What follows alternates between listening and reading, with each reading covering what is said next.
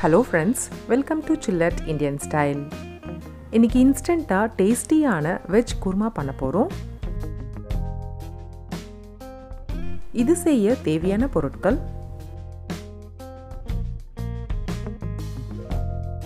காய்கறிகள் ஒரு பவுல் எடுத்துக்கலாம். இந்த வெஜிடபிள் குருமாக்கு கேரட், பீன்ஸ், உருளைக்கிழங்கு, காலிஃப்ளவர் எல்லாமே நல்லா இருக்கும்.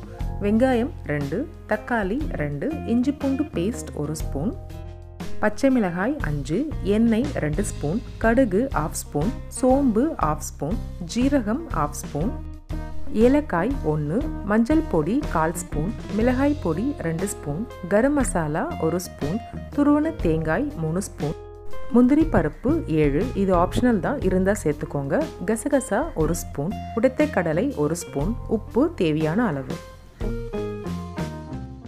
முதல்ல காய்கறிகளை நல்லா வேக வச்சு எடுத்துக்கலாம். இதுக்கு ப்ரெஷர் குக்கர் இல்லைன்னா அகலமான பாத்திரம் எது வேணாலும் யூஸ் பண்ணிக்கலாம். இது கூட 3 கிளாஸ் தண்ணி,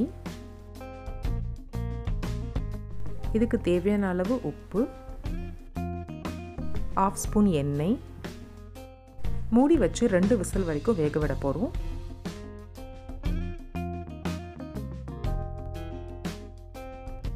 ரெண்டு விசிலுக்கு அப்புறம் காய்கறிகள் நல்லா வெந்திருக்கு. இப்போ குருமாவுக்கு தேவையான மசாலா பேஸ்ட் ரெடி பண்ணலாம். மிக்சர் ஜாரில் முந்திரி பருப்பு, கசகசா,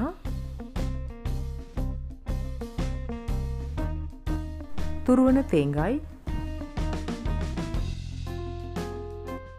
உடைச்ச கடலை எல்லாம் சேர்த்து நல்லா ஸ்மூத் பேஸ்ட்டாக அரைச்சி எடுத்துக்கோங்க. மசாலா பேஸ்ட் ரெடி ஆகிடுச்சு. இப்போ குருமா பண்ணலாம். பேன் சூடு பண்ணி எண்ணெய், கடுகு, ஜீரகம், சோம்பு, கறிவேப்பிலை, பிரியாணி இலை, பச்சை மிளகாய்,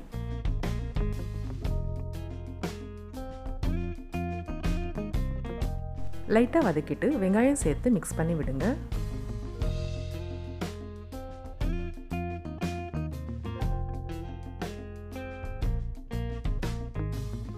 வெங்காயம் நல்லா வதங்கினதுக்கு அப்புறம் இஞ்சி பூண்டு பேஸ்ட் சேர்த்து கலந்து விடுங்க.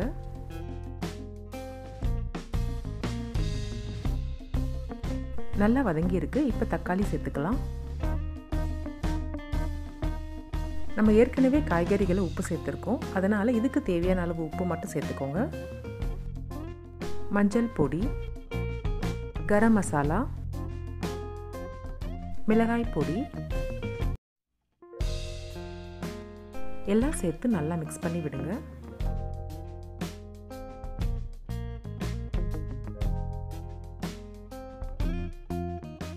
நல்லா வதங்கி இருக்கு. இப்போ நம்ம வேக வச்ச காய்கறிகளை தண்ணியோட இதில் சேர்த்து மிக்ஸ் பண்ணி விடுங்க. மூடி வச்சு 10லேருந்து 12 நிமிஷம் நல்லா கொதிக்க விடுங்க.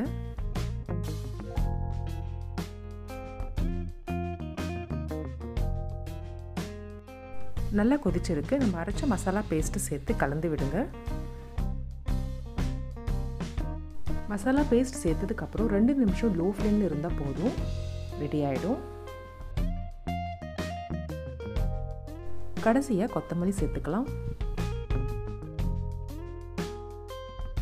அவ்வளோதான், இன்ஸ்டண்ட்டாக டேஸ்டியான வெஜ் குருமா ரெடி ஆகிடுச்சு. இது கூட இட்லி, தோசை, ஆப்பம் எல்லாமே சூப்பராக இருக்கும்.